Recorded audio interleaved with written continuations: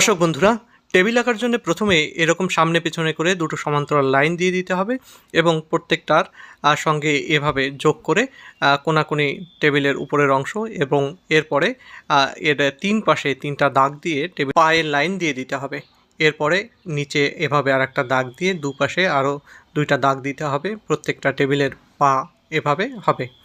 এরপরে আরেকটা support line দিয়ে টেবিলের যেগুলো থাকে সেই সাপোর্ট লাইনের সঙ্গে আরেকটু লাইন এভাবে আরেকটা তল দিয়ে দিলাম এবং পেছনের পায়েও এইভাবে আরেকটা দুটো লাইন দিয়ে একটা অংশ তৈরি করে দিলাম। এখানে আর আরেকটা তল যে দেখা যায় সেটা আর খুব বেশি দিলাম না।